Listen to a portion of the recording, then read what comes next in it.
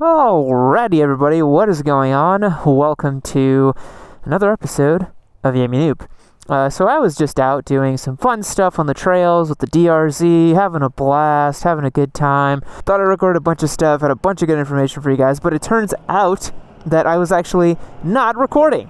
I took a photo instead of hitting the record button, which is why I now will always look right here and verify that I'm recording, which I am now, which is awesome.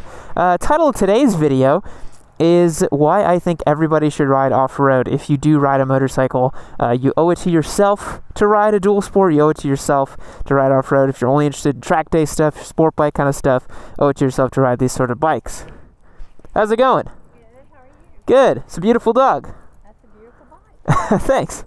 So as many of you guys know, I've kind of been on this off-road kick for about like 3 or 4 months-ish. It kind of started with the Scrambler, is now on the DRZ, which, by the way, the reason I have the DRZ is because I'm actually giving it away for free. If you click the links below, check out yammienoob.co, sign yourself up for one of our packages, get yourself entered to win, or you can get one of our pieces of merch. Every dollar you spend gets you entered to win. I'm actually giving this bike away, a CV650R, and a Ninja 400, so I got 3 motorcycles up for grabs. Don't miss out. Definitely get entered to win. It's going to be awesome. So that's why I have this bike, which is a fantastic off-road machine. I was used to the Scrambler, used to that kind of stuff, and this bike to me feels really playful, really light, which is hilarious because it's considered the DR Pig, big, heavy motorcycle, which I don't really feel like because I'm used to more heavier bikes.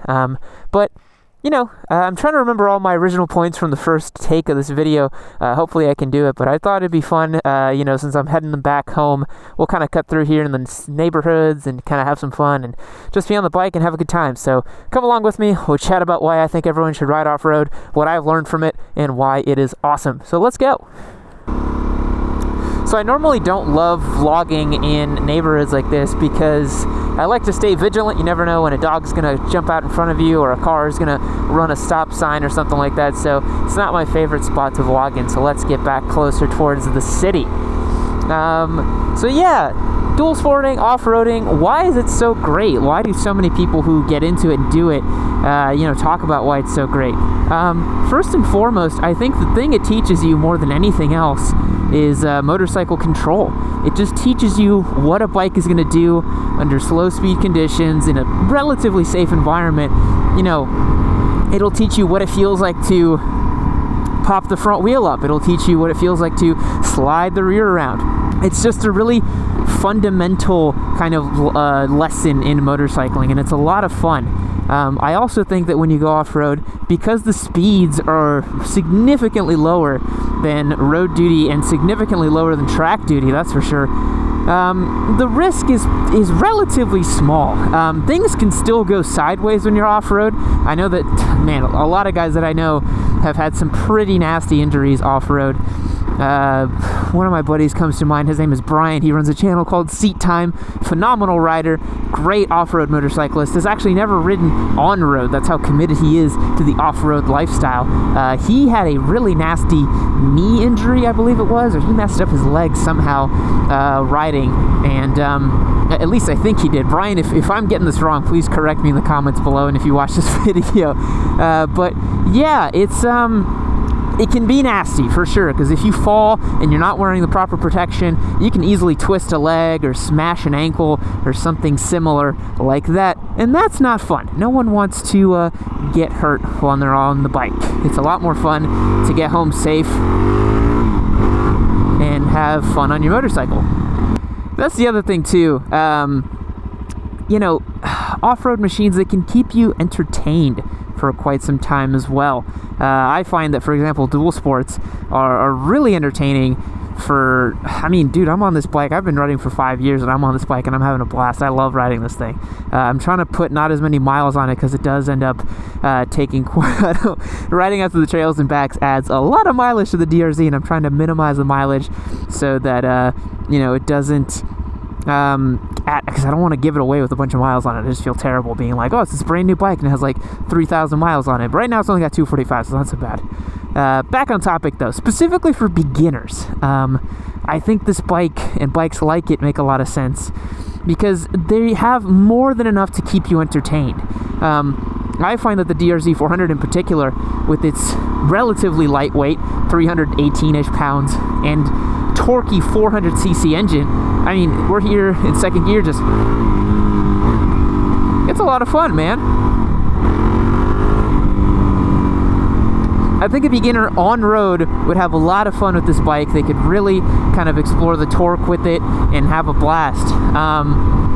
And then you can also take it off-road, and man, this thing, I've only been able to open it up maybe once or twice off-road, and that was in a very wide gravel road, and that really goes to show you how limited my abilities are. And that's something to keep in mind as well. I've maybe put in, like, gosh, I don't even know, maybe like at most like 30 hours off-road tops ever in my life. So it's not a lot, guys. I don't have too much off-road experience, but the amount of time that I've spent off-road, I feel like it's made me into a much better motorcyclist overall, because things like gravel and rock gardens and little dips and ruts and things like that, I mean, it makes the asphalt seem like a cakewalk. It seems like, you know, if you encounter gravel when you're on the road, you're just like, oh, I'm not even worried about this. I know exactly what the bike is going to do. It's going to shimmy a little bit, and all I got to do is get my weight off the bars, let it move around under me, and I'll be fine. You know, it's not even difficult. But that can only come when you're familiar with being in an all gravel environment, when you're familiar with riding in conditions like that, because otherwise it makes it so that, you know, if you do encounter that stuff when you're not expecting it, you know, and you've never encountered it before, it's going to make for a pretty bumpy ride. And there's a big reason why nearly all GP riders currently, the super fast, immortal, you know, gods of motorcycling, Valentino Rossi, Marc Marquez, Quartararo, I think he does it too. Nearly all of these guys do off-road motorcycle practice on the off-season.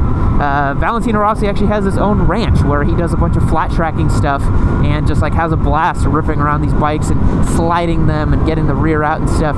Because when you're comfortable sliding the bike and pushing it in that kind of way, that muscle memory doesn't really leave you. And then when you're on track, you know, you may have a situation where the rear is sliding or something's kind of going on or the front is shimmying under brake, but you're comfortable with it.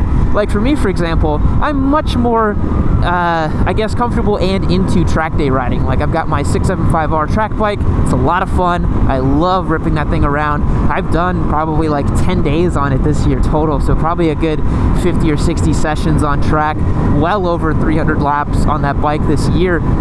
And, you know, I've been in situations where you get on the gas a little too aggressively, you get the rear to kind of step out on you a little bit. You've had situations where you brake in really heavily, and then the front kind of does one of these when you're really on the brakes and you're cooking it and you're coming up against some guy and you're like, surely I'm going to hit him, surely I'm going to hit him, and somehow you don't. Because I don't know why, but like riding off-road, even the small amount I've done it has made me feel like that stuff is not that crazy to me anymore, you know? Feeling a motorcycle slide underneath me is not that scary of a feeling anymore. It just feels pretty natural. Now, wheelies are still pretty unnatural to me. I hope that one day I will spend some time, a good 3 months or so, and figure out how to do decent wheelies, and so that way when the front does lift on me, I won't get, you know, that scared of it, because it does still freak me out quite a bit when the front just lifts up. So I'm trying to work on that. Everything's a work in progress, guys. But yeah, off-road riding can teach you a lot of that stuff, and there's a big reason why the professionals do it. You know, there's a big reason why, like I said, Valentino Rossi, Marc Marquez, a lot of these guys are out there on the off-season having fun, riding off-road, and because it just builds up that muscle memory. And the point I also want to make is that it's just fun. Like, riding off-road is just a ton of fun. If you've never done it, I really implore you to, you know, if you're thinking about picking up a second motorcycle and, you know, maybe you're thinking about picking up your first, definitely check out the dual sport market, man. It's a lot of fun. I know that these motorcycles maybe aren't the sexiest things in the world. I know you may be looking at your R3s or your FZ7s or your FC650s or hell, even our CB650R we got in the garage. Those bikes just look the absolute business. They look cool. They look like a, you know, proper motorcycle. But I really want to implore you to, you know, step outside of your ego a little bit. Think about the dual sport market. Think about off-road market, because even though the DRZ, you know, objectively, you know, it looks just like a big dirt bike. It's not really, you know, the looks are questionable as to whether or not this motorcycle looks good. I think for a lot of people it's not going to turn any heads if that's your barometer, but step outside of your ego a little bit and you can find a motorcycle that you know, really is a lot of fun, and it's just surprising what it can do and how much fun you can have with it. So yeah, to me, even the small amount that I've done off-roading, like, it's really allowed me to become a better track day rider and a better road rider. I feel like it just helps. Like, it really just helps, and it's a lot of fun. Also, if you're considering like proper sort of adventure riding and like really serious committed off-roading, it's a great primer to get into it. Just take one of these bikes out and start exploring your local forest roads, your local kind of dual sport tracks, you know, the kind of dirt trails and gravel roads and fire roads. Here in Texas, you know, it's not the greatest because most private roads are dirt roads and most dirt roads are private roads, and then you can't really, you know, you have to go to a park to do it here, which kind of sucks. But many places like Oregon, Washington, Pennsylvania, places with more dense forest kind of places, you can absolutely take a motorcycle out to these kind of gravel roads and fire roads and have a blast and really, you know, just go exploring, which is great. I think that's something that a lot of people don't think about when it comes to motorcycling. They think of something that goes really fast and something that's sexy and sleek, but man, I tell you, I've had more fun doing adventure riding and off-road riding than I've had regular road riding in a long time. It just really opens up a whole new avenue for you, which is hilarious that I'm doing a vlog on that while I'm riding this bike out in the middle of traffic in downtown. Somehow I've ended up here. It's just really funny. Guys, I had the whole vlog on the trail. I had the whole vlog done on the trail, and I got off to check the footage, and I was like, oh, where's the footage? Oh, it looks kind of weird. Oh, it's just a photo. Oh, I'm gonna kill myself. Oh, God. So I guess I think that wraps up my thoughts on why I think everybody should go off-roading. If you've never done it, I really, really recommend doing it. If you're thinking about it, definitely do it because it's a lot of fun. If you're thinking about what kind of bike you want to get next, if you're the kind of guy that's done like a cruiser or a sport bike, and you want to try something really different and really, you know, that's going to force you to learn and grow, pick up a dual sport. I promise you won't regret it. These bikes are rad. They're a lot of fun. They look a little silly, yeah, and people might not get it, but who cares? It doesn't matter. You already got the cool sport bike, you know? If you're a newbie rider and you're thinking about picking up your first bike, I could not recommend highly enough a WR250 or a DRZ400. I think that would be a great choice from a power perspective. It's a great choice from a forgiving and kind of learning perspective. These bikes are great and will teach you loads on how to ride. So I really could not recommend it highly enough.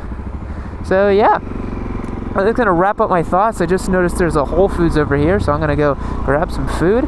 And I'll catch you guys in the next one. See you later.